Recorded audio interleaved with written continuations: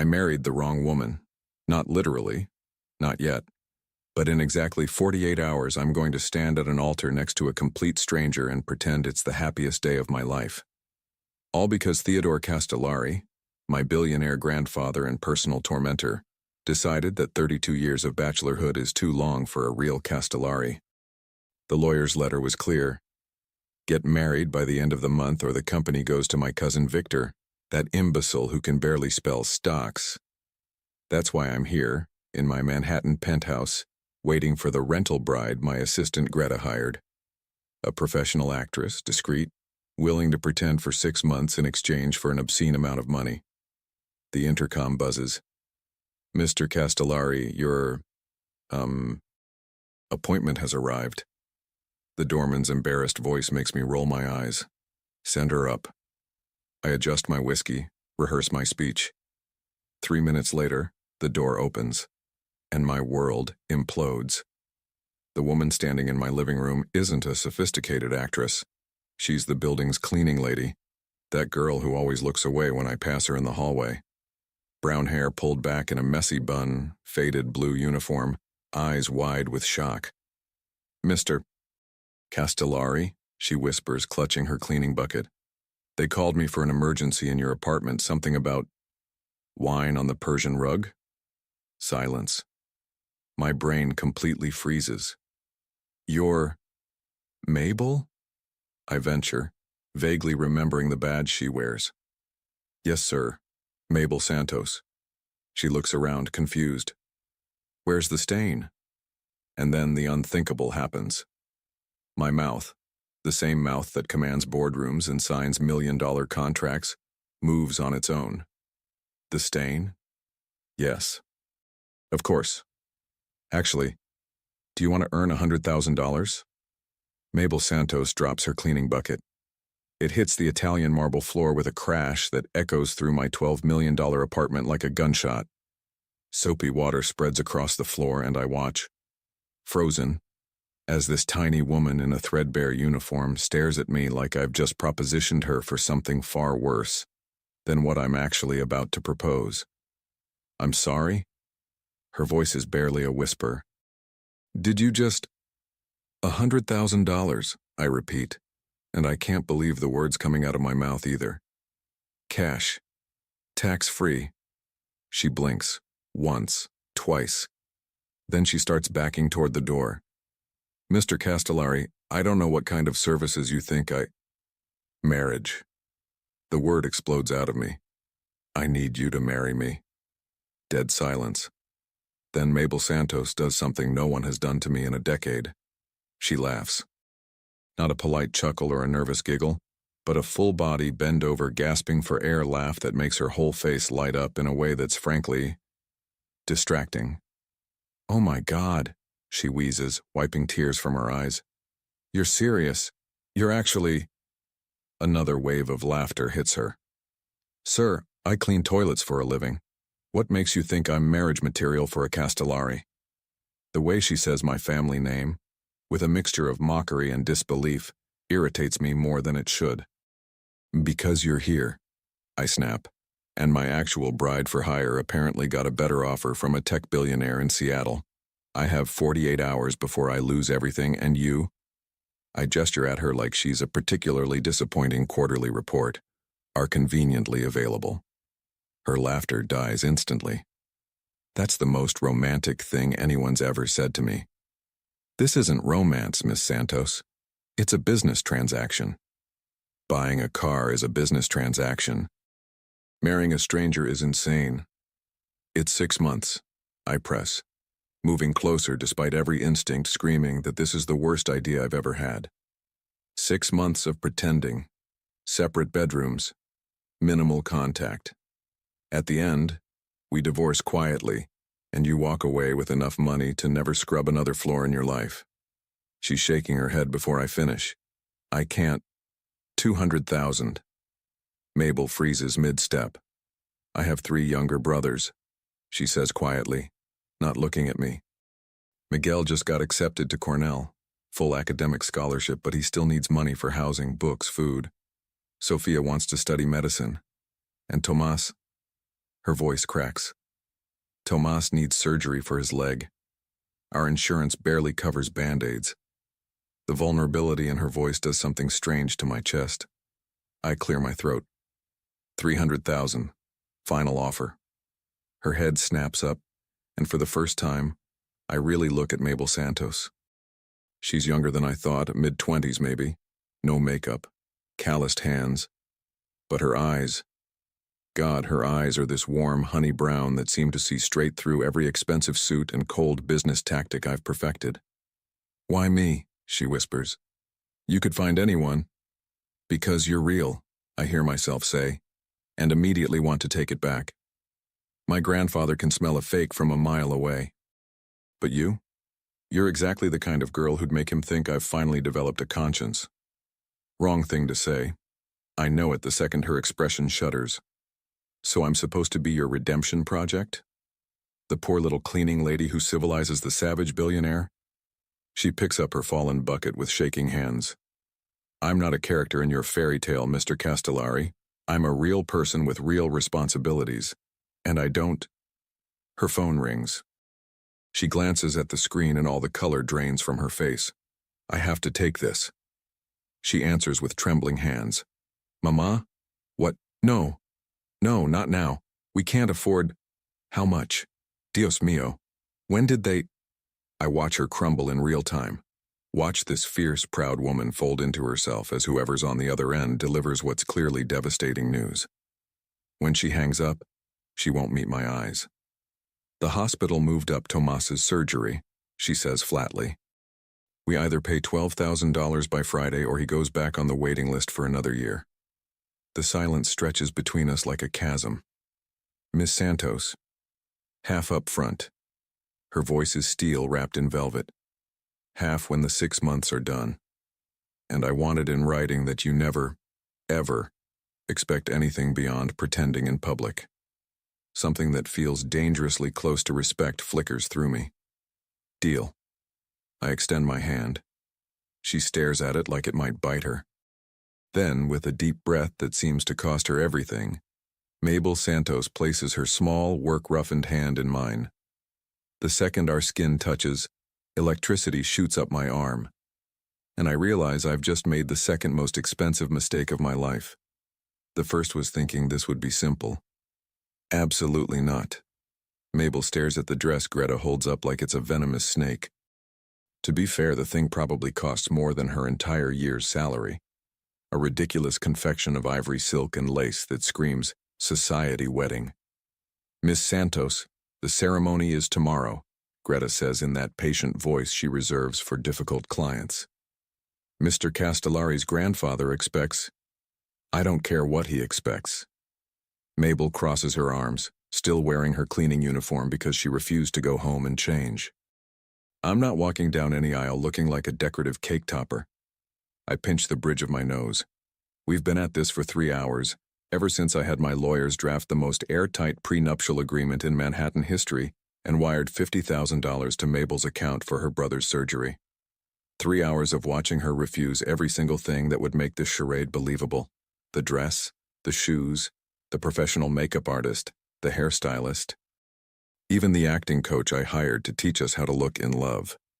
It's one day, I say, trying to keep the exhaustion out of my voice. A few hours of playing dress-up, and then I become your property for 6 months? She whirls on me, eyes blazing. That's what this feels like, Mr. Castellari. Like I'm something you purchased. The accusation hits harder than it should. Maybe because it's true. You're not my property, I say carefully. You're my business partner. Business partners don't wear wedding dresses. Business partners also don't usually get $300,000 for 6 months of work. It's the wrong thing to say. I know it immediately. Mabel's face shudders, and when she speaks again, her voice is ice. You're right. I'm being paid to pretend. So let me make something crystal clear. I'll wear whatever you want, smile for whatever cameras you need, and play the devoted wife in public.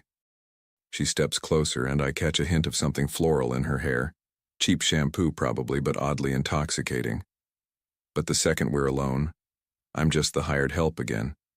We are not friends. We are not confidants. And we are definitely not in love, I know. I cut her off before she can finish that sentence because the way she's looking at me right now, with fire and defiance and something that might be hurt, is doing dangerous things to my carefully compartmentalized life. Trust me, Miss Santos, I have no illusions about what this is. Good. Good. We glare at each other across my living room while Greta diplomatically pretends to be fascinated by her phone. Then Mabel's stomach growls, loudly. The sound shatters the tension like glass. Her cheeks flush scarlet. When did you last eat? I ask, surprised by my own concern. This morning. Maybe. I had half a protein bar during my break. I check my watch. It's 9 p.m. Greta, order from Del Posto. The full tasting menu. I turn back to Mabel, who's shaking her head. What now? I can't afford. I'm buying. Consider it part of the contract negotiations. I don't need your charity. It's not charity, it's self-preservation. If you faint at the altar tomorrow because of low blood sugar, my grandfather will know something's wrong. I move toward the kitchen before she can protest further. Besides, we need to learn basic facts about each other. My grandfather's not an idiot, and he'll ask questions. That gets her attention. What kind of questions? How we met, when I knew I loved you, what you find endearing about my obviously sparkling personality. I pull out 2 wine glasses, then remember her situation and grab water instead. The usual fairy tale nonsense. Mabel sinks onto my obscenely expensive sofa, looking small and overwhelmed and younger than ever. This is insane. He's going to see right through us. Not if we're smart about it. I sit across from her, maintaining safe distance. The best lies are built on truth. So let's start there. Tell me something real, Mabel Santos. She eyes me suspiciously. Like what? Anything. Your favorite color. Your biggest fear. Why you became a cleaning lady when you clearly have enough fire in you to run a corporation. For a long moment, she doesn't answer. Then quietly. My father died when I was 16. Heart attack. No life insurance. My mother works 2 jobs, but it's never enough, not with 4 kids. I dropped out of college after 1 semester to help support the family. She meets my gaze, chin raised defiantly.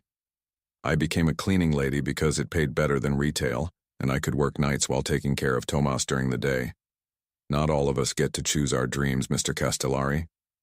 The guilt that washes over me is unexpected and unwelcome. My father died too, I hear myself say. Car accident. I was 12. My grandfather raised me, if you can call emotional manipulation and impossible standards raising. I lean back, studying the ceiling. Every decision I've made since has been about proving I'm worthy of the Castellari name.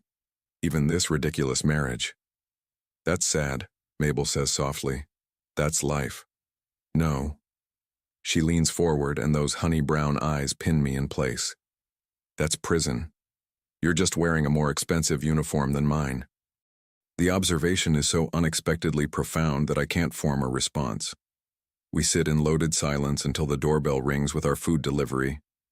As Greta sets up the dining table, Mabel stands and smooths her cleaning uniform. I'll wear your dress, she says quietly. And I'll smile for your grandfather.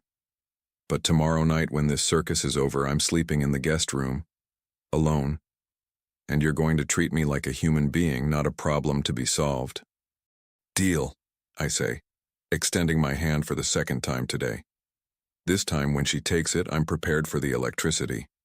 What I'm not prepared for is the way she holds on just a second too long, or the way my heart forgets to beat. I've closed billion-dollar deals without breaking a sweat. I've fired executives with a single sentence. I once negotiated a hostile takeover while hungover at a charity gala.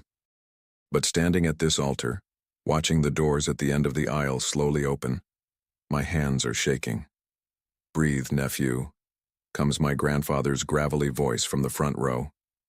Theodore Castellari sits like a king surveying his kingdom, 83 years old and twice as sharp as everyone in this room combined. You look like you're facing a firing squad. Maybe I am, I mutter. Then Mabel appears, and every coherent thought evacuates my brain.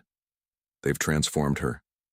The cleaning lady in the faded uniform is gone, replaced by, God, I don't even have words. The ivory dress, the one she fought so hard against, fits her like it was designed by someone who understood that beauty isn't about perfection. Her hair falls in soft waves around her shoulders. Minimal makeup lets those devastating honey brown eyes take center stage. But it's not the dress or the styling that stops my heart. It's the way she's walking down the aisle, head high, shoulders back, eyes locked on mine with an expression that's 1 part terror and 2 parts defiance. Like she's daring me to comment, like she's bracing for battle, like she's absolutely magnificent. Close your mouth, boy, my grandfather whispers. You're gaping like a fish. I snap my jaw shut. The ceremony is supposed to be quick. 15 minutes, maximum. A handful of witnesses, mostly Castellari executives who need to confirm this is real. The judge, a family friend who owes my grandfather favors. Greta, looking uncomfortably emotional in the corner. And Mabel's family. I'd forgotten she'd asked to invite them, but there they are in the back row, her mother in a dress that's probably her Sunday best, 3 teenagers who must be her siblings, all staring at me like I'm simultaneously their salvation and their enemy. The weight of what I'm doing suddenly feels crushing. Dearly beloved, the judge begins, and I force myself to focus. The vows are traditional, boring. I recite them automatically, my eyes on Mabel's face, watching for any sign she's about to bolt. But she stands firm, her voice steady when she repeats after the judge, even though her hands tremble in mine. Do you, Sebastian Theodore Castellari, take this woman to be your lawfully wedded wife? I do. The lie comes easily, too easily. And do you, Mabel Rose Santos, take this man to be your lawfully wedded husband? The pause is microscopic, maybe half a second, but I feel it in my bones. I do, she whispers. You may kiss the bride. Oh hell, we never discussed this part. Mabel's eyes widen in panic, mirroring my own internal alarm. In all our planning and arguing and negotiating, somehow we forgot the most obvious element of a wedding ceremony. The room holds its breath. My grandfather coughs pointedly. Well, he calls out, what are you waiting for, an engraved invitation? Scattered laughter ripples through the witnesses. Mabel's face flames scarlet. I lean in, intending to give her the quickest, most perfunctory peck possible, just enough to satisfy protocol. But the second my lips brush hers, something shifts. It's supposed to be nothing. A business transaction sealed with a meaningless gesture. Instead, it's warm, soft. She makes this tiny sound, surprise maybe, or something else, and my hand moves to cup her face without permission from my brain. Her lips part slightly, and for one insane moment, I forget we're standing in front of 20 witnesses. I forget this is fake. I forget everything except the way she tastes like hope and terrible decisions. Someone clears their throat loudly. Mabel jerks back, eyes huge, looking as stunned as I feel. Congratulations, the judge says dryly. You're now husband and wife. The room erupts in polite applause. My grandfather rises, moving toward us with surprising speed for a man his age. He looks between Mabel and me with those sharp eyes that miss nothing. Well, well, he says, extending a weathered hand to Mabel. So you're the girl who finally brought my grandson to his knees. Actually, sir, Mabel says, finding her voice. I believe he was already standing. Dead silence. Then Theodore throws his head back and laughs, a genuine, delighted sound I haven't heard from him in years. Oh, I like her, he declares, patting Mabel's hand. She's got spine. About time someone in this family did. He turns to me with a knowing smirk. You did good, Sebastian. Very good. The approval I've chased my entire life lands like a stone in my stomach, because he thinks this is real, because for one terrifying second during that kiss, it felt real. Because Mabel is standing next to me in a wedding dress wearing my ring, and the only thing I can think about is how badly I want to kiss her again. "Thank you, grandfather," I manage. He leans close, his voice dropping. "There's just one problem, boy." My blood runs cold. "Sir?" "Your wife looks absolutely terrified." His eyes gleam with challenge. "You've got 6 months to make her believe this was a good idea. And Sebastian, I'll be watching." He walks away, leaving me standing next to a woman I barely know, who just became my legal wife, who I just kissed like my life depended on it. Mabel turns to me, her voice barely audible over the chatter of guests moving toward the small reception. "What have we done?" she breathes. I don't have an answer, because I'm starting to suspect we've done something far more dangerous than sign a contract.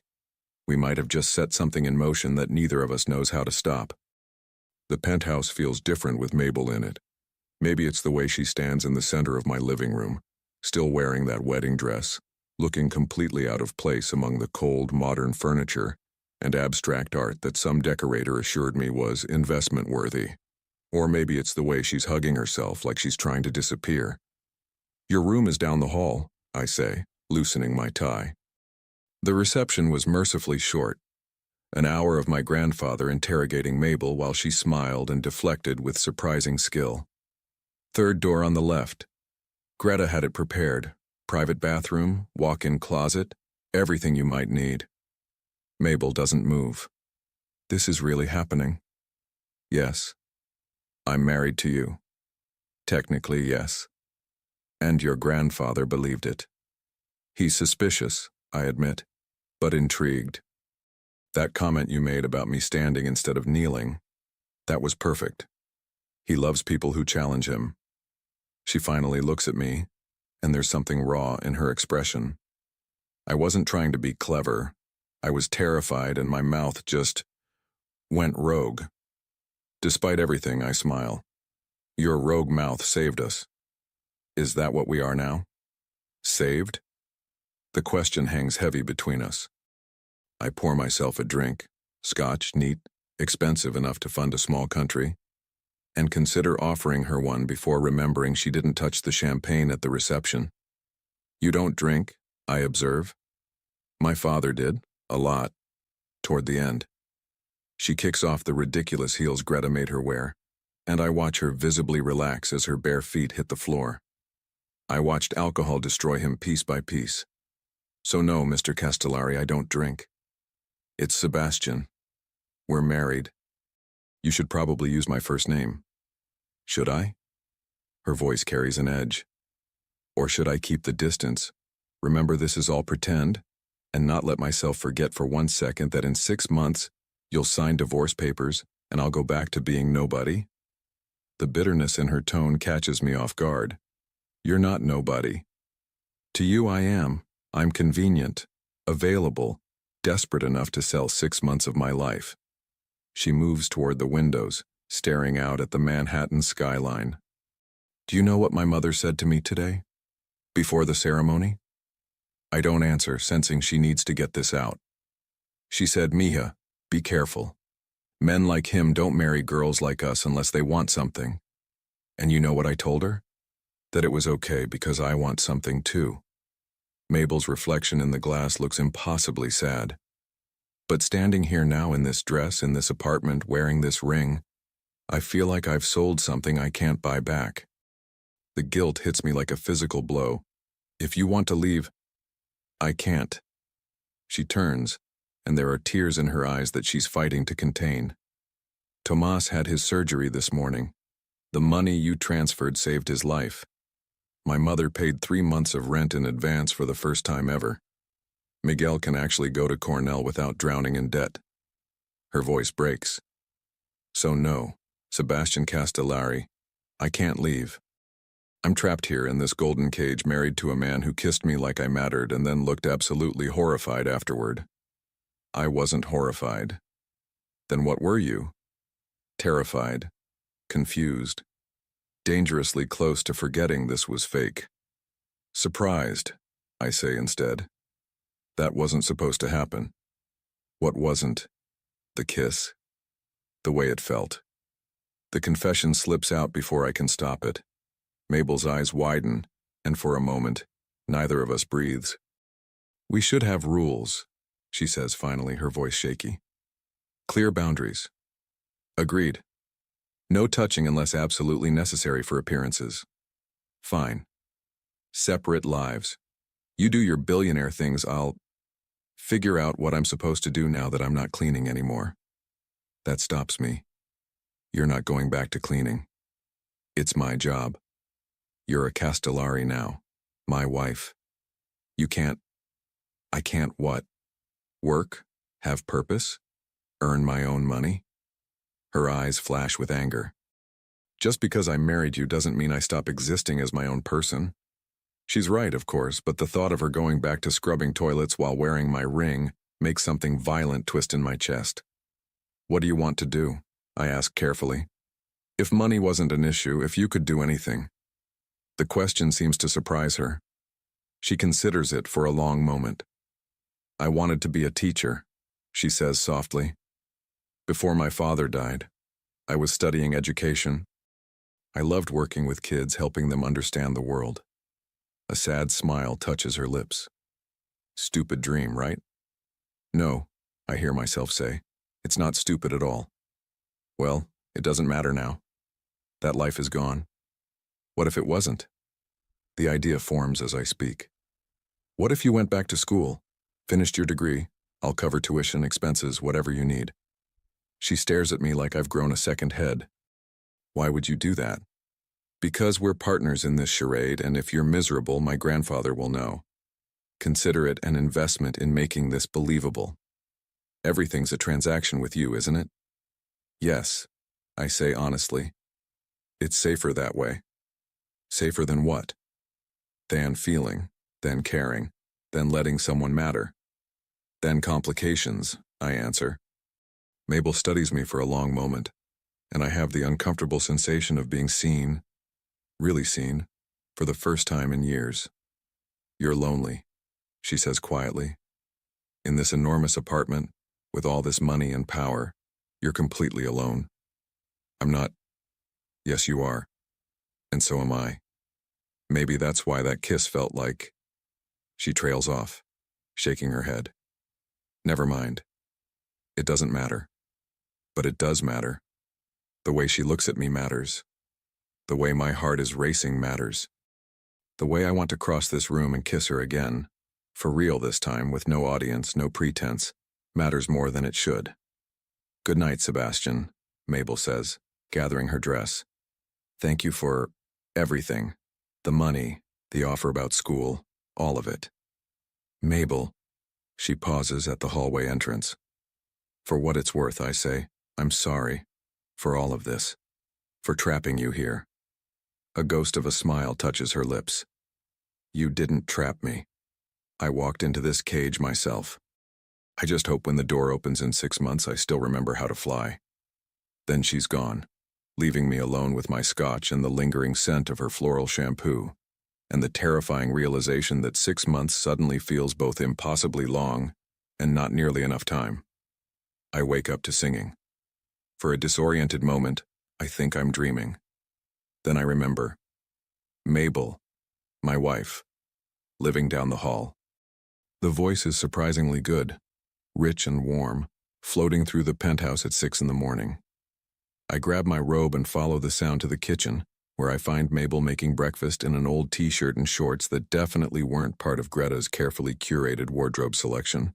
She's dancing, actually dancing spatula in hand, completely unaware I'm watching. And I will always love you.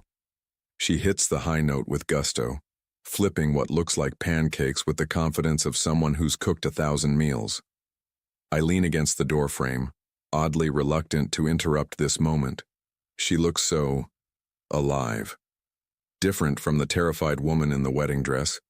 Different even from the defensive cleaning lady with fire in her eyes. This is Mabel unguarded, and it's dangerously captivating. You know, I say, making her jump and nearly drop the spatula. Whitney Houston had nothing on you. She whirls around, face flaming. How long have you been standing there? Long enough to know you should audition for Broadway. I was just, She gestures helplessly at the stove. I couldn't sleep. I always cook when I'm anxious. I hope you don't mind that I used your kitchen. I'll replace whatever I... Mabel, breathe. I move closer, trying not to notice how the morning light makes her hair look like honey. This is your home now. You can use the kitchen whenever you want. It's not my home, she says quietly. It's your home. I'm just renting space. For 6 months it's our home. We should probably get used to that. She considers this, then nods at the stove. Are you hungry? I made enough for 6 people. Force of habit. I'm used to cooking for my whole family. I haven't eaten breakfast at home in years.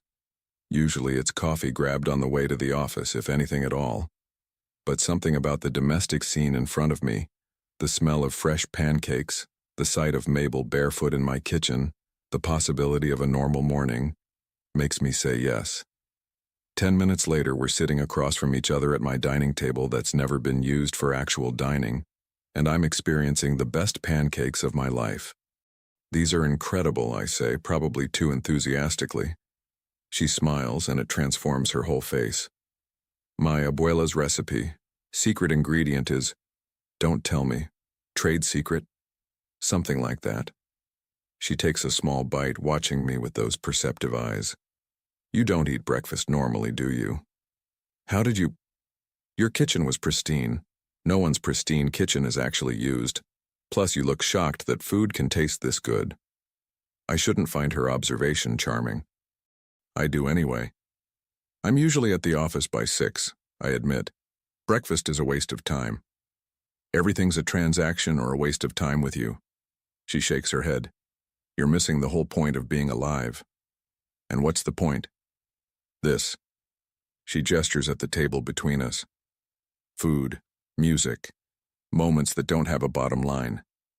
Before I can respond, my phone buzzes. Then buzzes again. And again. Greta's name flashes across the screen, followed by 5 increasingly urgent text messages and a photo that makes my blood run cold. It's from some gossip website. A photo of Mabel and me at the altar, mid-kiss, with the headline, Castellari heirs shock wedding to mystery woman. What's wrong? Mabel asks, catching my expression. I turn the phone toward her. She goes pale. They already found out. Of course they did. I scroll through the article. They're calling you a Cinderella story. They dug up your employment records. There are already reporters camped outside the building. Oh, God. Mabel's hand trembles as she sets down her fork. My family. If they see this, they'll see you married a billionaire and saved your brother's life. That's not a crime. You don't understand. She stands abruptly, pacing. The other cleaning ladies, my neighbors, everyone I know, they're going to think I'm some kind of gold digger who slept her way into money. They'll treat my mother differently. Miguel will get harassed at school. The genuine distress in her voice does something painful to my chest. Then we control the narrative, I say, standing too. Greta can arrange an exclusive interview. We'll tell them our story, how we met, fell in love, couldn't wait to get married. Lie to the entire world, you mean? Spin the truth. It's what I do. She stops pacing, looking at me with something between admiration and horror. You're really good at this, aren't you? The manipulation, the performance. I've had excellent teachers. I move closer without thinking. My whole life has been a performance, Mabel. This is just another scene. Is it? She tilts her head, studying my face. Because that kiss yesterday didn't feel like acting. The air between us crackles with electricity. We're standing too close again, just like at the altar, and I can see the pulse racing in her throat. It was for the audience, I say, but my voice comes out rough. We're alone now. I'm aware. So why are you looking at me like that? Like what? Like you want to kiss me again? I should step back. Create distance. Remember the rules we set just hours ago. Instead, I hear myself say, maybe I do. Her breath catches. For one infinite moment, we're suspended there. Her looking up at me with those devastating eyes. me fighting every instinct that's screaming to close the distance between us. Then her phone rings, shattering the moment. She fumbles for it, checks the screen. It's my mother. I have to take it, I say, stepping back, grateful for the interruption because I was approximately 2 seconds from doing something catastrophically stupid. I watch as Mabel answers in Spanish, her voice soft and soothing as she presumably explains the news story to her mother. She switches between English and Spanish effortlessly, her whole demeanor changing, more animated, more herself. When she finally hangs up, she looks exhausted. She's worried, Mabel says, but also happy. She thinks this is real. She thinks you. She laughs, but it's hollow. She thinks you fell in love with me, like some fairy tale. Would that be so hard to believe? The question surprises us both. Mabel's eyes meet mine, vulnerable and searching. Yes, she whispers, because men like you don't fall for girls like me. Not in real life. You don't know anything about men like me. Then tell me, who are you really, Sebastian Castellari, under the suits and the walls and the business deals? The question lands like a grenade in my carefully constructed defenses. And for the first time in my adult life, I don't have a prepared answer. I don't know, I admit, the honesty surprising even me. I've been playing a role for so long, I'm not sure there's anything real left. Mabel reaches out, her fingers barely brushing my arm. The touch is feather light, but it burns. Then maybe, she says softly, these 6 months are a chance to find out. She leaves me standing in the kitchen, surrounded by the remnants of breakfast and the terrifying possibility that this fake marriage might be the most real thing I've ever done. 3 weeks into this marriage and I'm in trouble. Real, catastrophic, no-going-back trouble. Because somewhere between the breakfast conversations and the way Mabel hums while reading on the couch, between watching her light up when talking about her online classes, and the sound of her laugh echoing through the penthouse, somewhere in those ordinary moments I did the one thing I swore I wouldn't do. I fell in love with my fake wife. I'm still processing this earth-shattering realization when my cousin Victor shows up at my office unannounced, wearing that smug expression I've hated since childhood.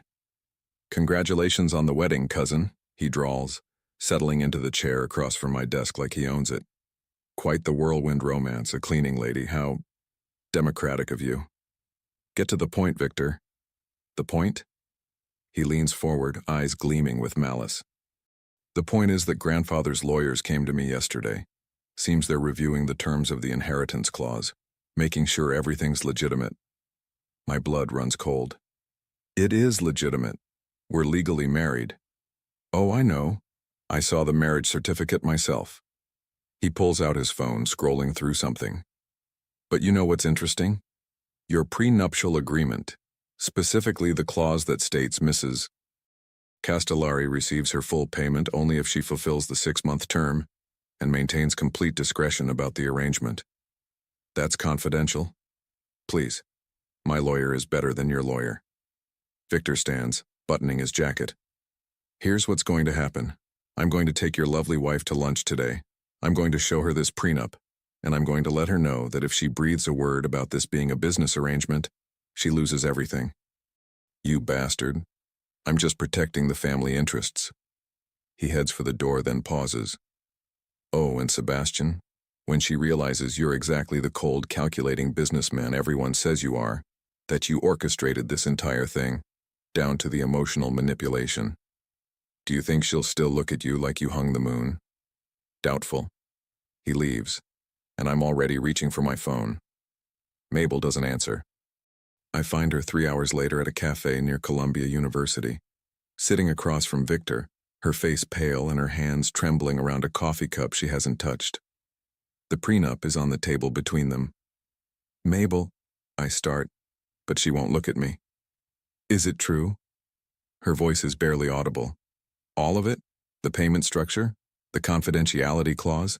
The termination terms? Victor smirks. I'll leave you two lovebirds to talk. Mabel, darling, think about what I said. My offer stands if you need a friend. I want to punch him. Instead, I slide into his vacated chair. Let me explain. Explain what? She finally looks up, and the betrayal in her eyes guts me. That you've been playing me this whole time? That every kind gesture, every conversation, every moment I thought was real? It was all just you making sure I'd fulfill my contract? No, that's not. There's a clause here, Sebastian. She taps the document with shaking fingers. It says I get a bonus if I demonstrate appropriate affection in public settings. You've been, what? Grading my performance? Calculating my worth? It was standard language. My lawyers. Your lawyers made me a line item in a business deal. Her voice cracks. Do you know what I thought this morning? When you brought me coffee in bed? When you asked about my history assignment? I thought maybe... God, I'm so stupid. I thought maybe you were starting to care. I do care. Don't. She holds up a hand. Don't lie to me anymore. Victor told me everything. How you planned this from the beginning. How you told your assistant to find someone desperate and controllable. How you... Her breath hitches. How you laughed about it. Called it the charity case strategy to win over your grandfather. White-hot rage floods through me. I never said that. Victor is lying. Is he? Because this prenup says otherwise. She stands, and I see tears she's fighting to hold back. You know what the worst part is? I was actually falling for you. For the man who made me breakfast last Tuesday. Who stayed up late helping me study. Who remembered my brother's physical therapy schedule and sent flowers to my mother. Her voice breaks completely. I thought I saw someone real underneath all the expensive suits, but that was just another transaction, wasn't it? Keep Mabel happy so she doesn't breach contract. That's not true. Then tell me honestly, did you or did you not tell your lawyers to include penalty clauses in case I revealed the truth about our arrangement? The silence stretches too long. Because yes, I did. 3 weeks ago, when this was still just business, before everything changed. I thought so. She grabs her bag. I'll finish the 6 months. I'll play the devoted wife at your charity galas and family dinners. I'll smile for the cameras and let your grandfather think this is real. Her eyes meet mine, cold and distant. But we're done, Sebastian. Whatever I thought was happening between us. It's over. Mabel, please. I need to go to class. Your driver can take me. Wouldn't want to damage your investment by letting me take the subway. Each word is a knife between my ribs. She walks away, and I'm left sitting in this cafe surrounded by Columbia students and their ordinary lives, wondering how I managed to destroy the best thing that's ever happened to me in under 4 hours. My phone rings. Grandfather. Sebastian. We need to talk about your wife. Not now. Victor came to see me. He's claiming your marriage is fraudulent. A business arrangement to secure your inheritance. His voice is dangerously quiet. Please tell me that's not true. I close my eyes. The walls are closing in from every direction. It started that way, I admit, because I'm done lying. But it's not anymore. Grandfather, Save it. The disappointment in his voice is worse than anger. I gave you one chance to prove you were more than a balance sheet with a heartbeat. One chance to show me you understood what really matters. And you failed. Please, let me explain. You have until the end of the week to convince me this marriage is real. If you can't, Victor gets the company. And Sebastian? He pauses. I suggest you figure out what you actually want. Because right now, you're about to lose everything that matters, and I don't think you even realize it yet. He hangs up. I sit there, in a cafe that smells like coffee and crushed dreams, and for the first time since I was 12 years old and watching my father's casket lowered into the ground, I feel completely, utterly helpless. Because Mabel was right. I've spent so long treating life like a negotiation that I forgot some things can't be bought, sold, or contracted. Some things you just have to feel. And by the time I figured that out, it was too late. That night, the penthouse is silent. Mabel's door is closed. I stand outside it for 20 minutes, hand raised to knock, words I've never said to anyone burning in my throat. But I don't knock. Because what could I possibly say that would undo the damage? How do you tell someone you love them when every action you've taken says the opposite? Inside my room, I stare at the ceiling until dawn, replaying every moment of the last 3 weeks. Every smile, every laugh, every almost kiss. All of it real, all of it ruined. And the cruelest irony? In trying to secure my inheritance, I lost the only thing that ever made me feel like I inherited something worth having. Her. The Castellari Foundation Gala is the event of the season. 500 of New York's elite packed into the Plaza Ballroom, dripping in diamonds and expectations. It's also where I'm about to commit social suicide. Mabel stands beside me in a stunning emerald gown that Greta selected, playing her part perfectly, smiling at the right people, laughing at appropriate moments. Her hand in mine feels like ice. We haven't spoken in 3 days. Not since the cafe. Not since I destroyed everything. Victor watches from across the room with predatory satisfaction. My grandfather sits at the head table, eyes sharp, waiting to see if I'll sink or swim. The MC announces dinner, but I'm already moving toward the stage. "Sebastian, what are you doing?" Mabel hisses, but I'm done playing it safe. I take the microphone and 500 conversations die into silence. "Good evening. I'm Sebastian Castellari, and I need to tell you all something." My voice echoes through the ballroom. I'm a fraud. Gasps ripple through the crowd. Mabel's face goes white. Grandfather leans forward, expression unreadable. 3 weeks ago, I married this incredible woman beside me for all the wrong reasons. I find Mabel in the crowd, her eyes huge with shock. I was facing an ultimatum, marry or lose my inheritance. So I did what I always do. I found a solution, a contract, a business arrangement with a woman desperate enough to agree. Victor's smirk grows wider. This is what he wanted. Public confession, public humiliation. But here's the thing about fake marriages. I step off the stage, moving toward Mabel through the stunned crowd. Sometimes they become real when you're not looking. Somewhere between burnt pancakes and late-night conversations, between watching her sacrifice everything for her family and seeing her light up over a history assignment, I fell completely, irreversibly in love with my wife. Mabel's hand covers her mouth, tears streaming down her face.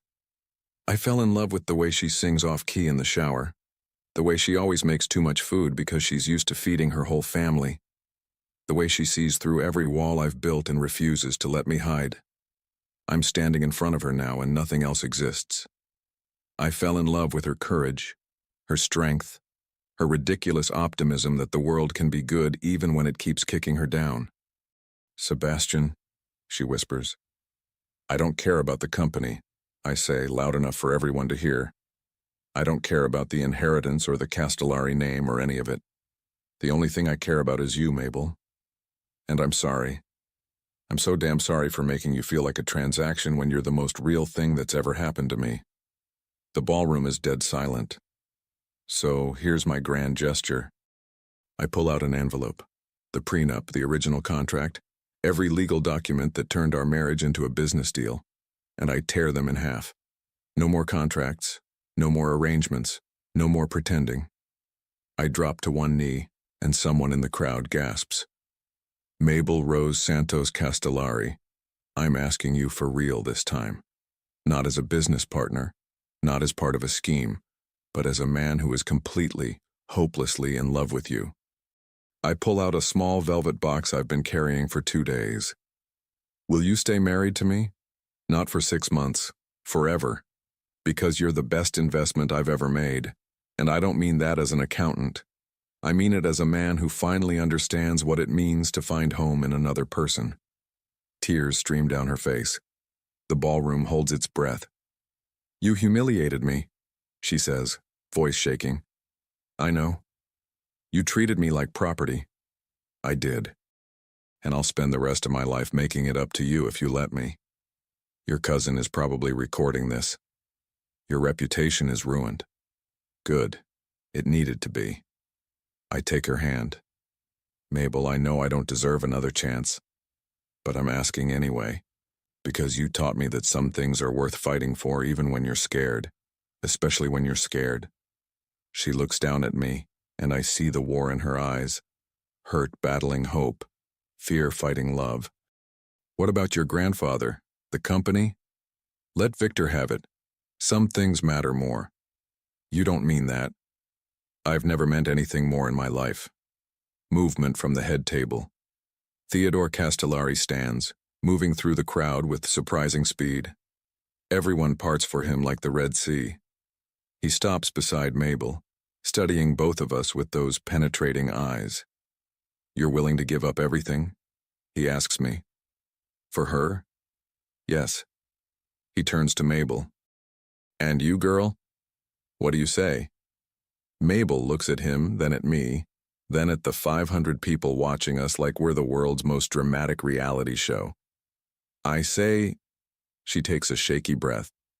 I say that Sebastian Castellari is the most infuriating, complicated, emotionally constipated man I've ever met. My heart sinks. But he's also the first person who ever made me feel like I was worth more than my ability to serve others. He makes terrible coffee and works too much and has no idea how to have fun. A smile breaks through her tears. And somewhere along the way, I fell in love with him too. She pulls me to my feet. So yes, you idiot. I'll stay married to you, for real this time. The ballroom erupts in applause, but I barely hear it because I'm kissing her. Really kissing her. The way I should have kissed her in that penthouse kitchen at the altar every day since. She kisses me back like she's trying to prove a point. Her hands in my hair, and I taste salt from her tears and something that tastes like forgiveness. When we finally break apart, my grandfather is wiping his eyes. About damn time, he says gruffly. I was beginning to think I raised an idiot. He claps my shoulder. The company's yours, Sebastian. It always was. I just needed to know you understood that money means nothing if you have no one to share it with.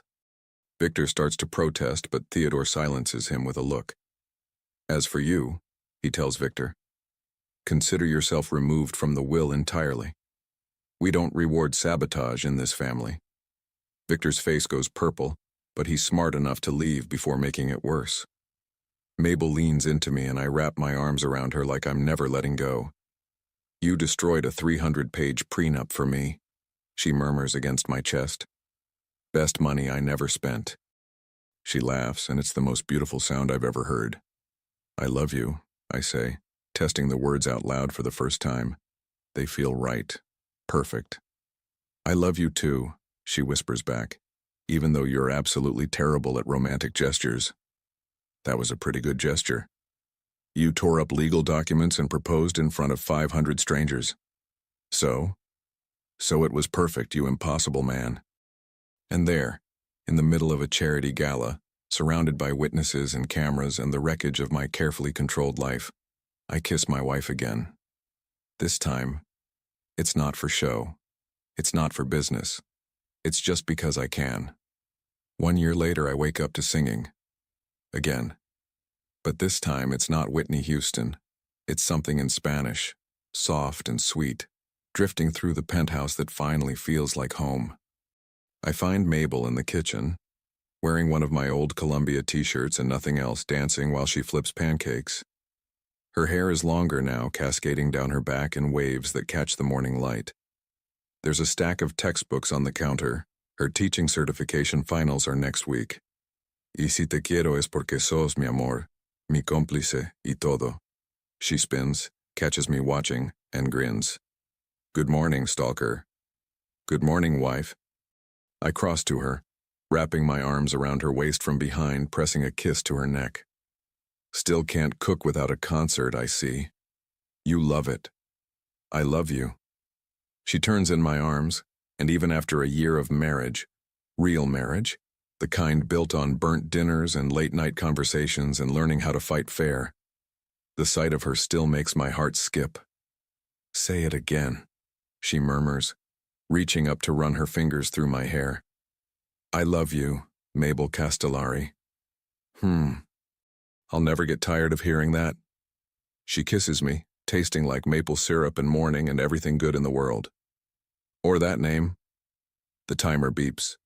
She reluctantly pulls away to rescue the pancakes while I pour coffee, mine black, hers with enough cream and sugar to constitute a dessert. "Big day today," she says, sliding a plate in front of me. Our morning ritual, perfected over 12 months of learning each other's rhythms. Nervous? Terrified, I admit. Today we're hosting Thanksgiving at the penthouse for the first time. Mabel's entire family is coming. Her mother, her 3 siblings, 2 of her aunts, and approximately half a dozen cousins I've only met via video chat. 23 people descending on our home, bringing chaos and noise and everything I used to think I hated. Now, I can't wait. Miguel's bringing his girlfriend, Mabel says, consulting her phone. Sophia's bringing her study group. Apparently they have an exam Monday and she refused to skip studying even for turkey. And Tomas. Her voice catches with emotion. Tomas is bringing his physical therapist as his date. I reach across the table, taking her hand. "He's doing amazing, Mabel. You gave him that." "We gave him that." She squeezes my fingers. "I never thanked you properly for what you did." "What I did was fly in the best orthopedic surgeon in the country and cover every cent of Tomas's extensive follow-up care. What I did was set up college funds for all 3 of her siblings. What I did was buy her mother a house. Nothing ostentatious, just a safe, comfortable home in a good neighborhood where she didn't have to work 2 jobs anymore." "You thank me every day," I say quietly. "By being here. By loving me, even when I'm insufferable. Especially when you're insufferable." She grins, which is often. Speaking of insufferable, I pull out an envelope I've been hiding. "Happy anniversary." She looks confused. "Our anniversary isn't until 1 year since you agreed to this insane arrangement. Since you walked into my life wearing a cleaning uniform and changed absolutely everything." Her eyes well up immediately. "Sebastian, we said no gifts." "It's not a gift. It's an investment." I push the envelope across the table. "Open it." Inside are the deed and keys to a small building in Brooklyn, a community center that's been closed for years. "I don't understand," she whispers. "You're going to be a teacher, an incredible teacher, if your professors are to be believed. But I've watched you with your siblings, with the kids at the volunteer tutoring program you dragged me to. You don't just want to teach, Mabel. You want to change lives." I lean forward. "So I bought you a building. Fix it up however you want. Create an after-school program for kids like Tomas and Miguel and Sophia. Kids who are brilliant but need someone to believe in them. Hire teachers. Build something that matters." She's crying now, full-on sobbing over her pancakes. "You hate this," I say, panicking. "I overstepped. I'm sorry, I just thought." "Shut up." She launches herself at me, nearly knocking over both our coffees, kissing me through tears. "I love it. I love you. You impossible, wonderful, perfect man." "So we're keeping the building?" "We're definitely keeping the building." She pulls back, wiping her eyes. "But I have something for you, too." "Mabel, you're a student. You don't need to." "Close your eyes." I obey, and hear her moving around the kitchen, muttering to herself in Spanish. Then her hands are guiding mine to something warm and solid. "Okay. Open." I'm holding a small box wrapped in newspaper, because Mabel still can't bring herself to buy actual wrapping paper when perfectly good paper exists for free. Inside is a photograph in a simple frame. It's us at the altar on our wedding day, mid-kiss, captured by one of the photographers. But someone, Mabel, clearly, has drawn on the margins in silver marker, small doodles of pancakes, coffee cups, books, a tiny penthouse, musical notes. At the bottom, in her handwriting, the moment everything changed, "Te amo, mi esposo imposible." M. "I know it's not fancy," she says nervously. "But I thought—" I cut her off with a kiss that starts soft and turns into something deeper. When we break apart, we're both breathing hard. "It's perfect," I manage. "You're perfect." I'm really not. "Perfect for me, then?" She smiles, that radiant expression that still has the power to undo me completely. "Yeah, I guess I am." My phone buzzes. Greta reminding me about the board meeting Monday. Mabel's phone echoes it, her study group chat exploding with pre-exam panic. Real-life calls, she sighs. In a minute. I pull her onto my lap, and she settles there like she was designed to fit. I want to stay here, in this moment, with you and your burnt pancakes and terrible taste in music. My pancakes are not burnt, and Neruda is a saint. You were singing Neruda? Pablo Neruda. Sonnet 17th.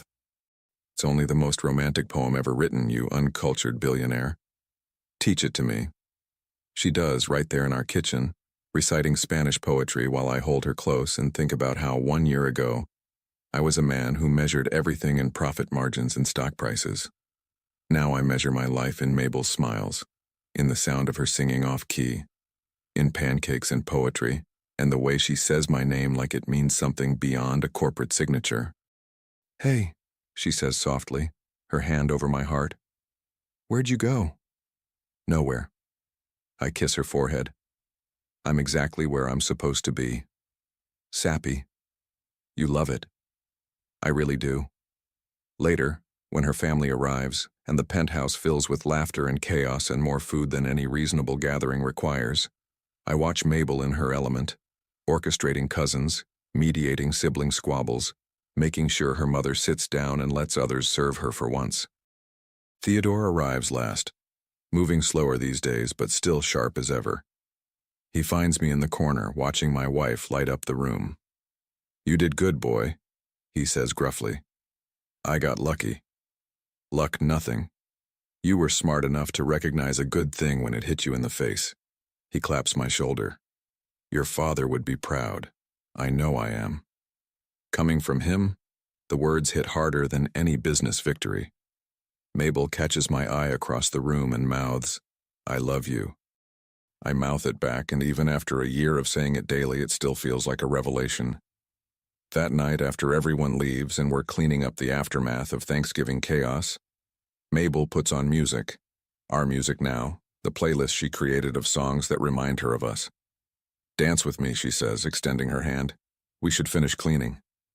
Dance with me anyway. So I do.